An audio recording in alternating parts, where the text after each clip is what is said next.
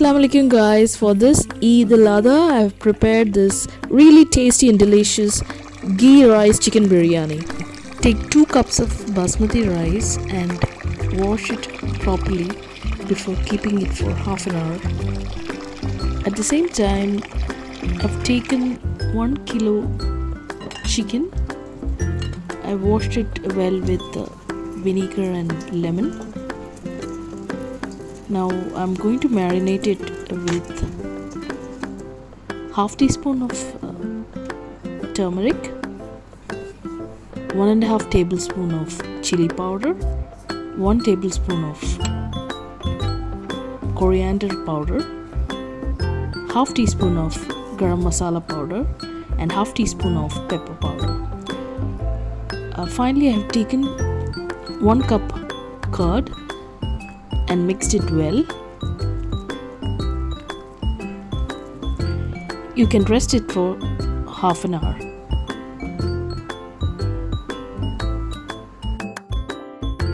Now, using the grinder, take 6 to 7 cloves of garlic, an inch of ginger, and 6 to 7 green chilies. All of them were grinded separately and kept aside.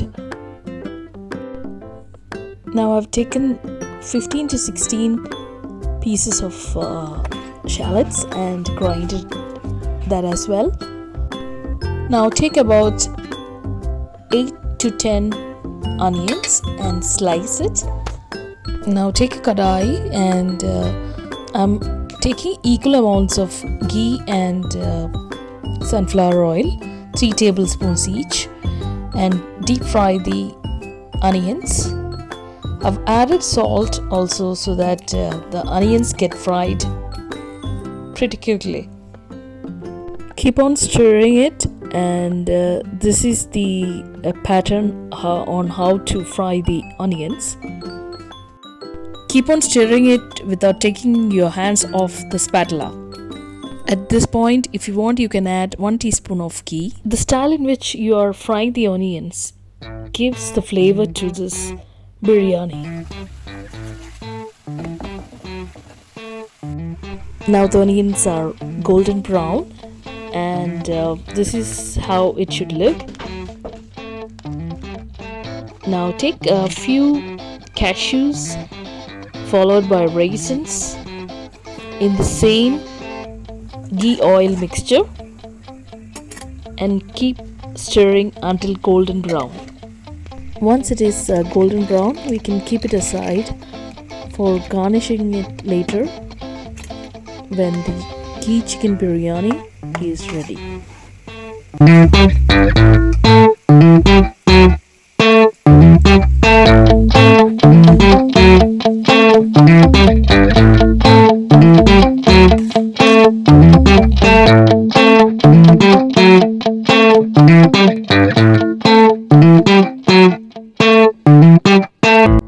Now use the same ghee oil mixture in a deep bottom vessel and add the 3 to 4 onions. Previously, for garnishing, I have used about 6 onions. This is for the chicken masala. We don't need it golden brown. It just needs to be fried for another 5 to 7 minutes. Yeah, this is how it should look. Now you can add the marinated chicken and mix well.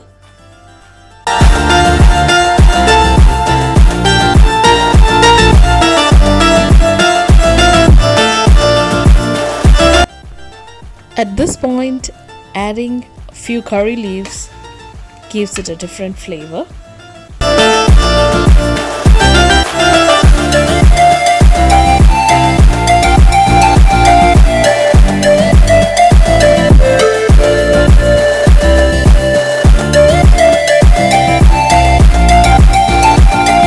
The water has come out of the chicken, and it's the time to add 2 tablespoons of crushed ginger garlic, followed by the diced green chilies.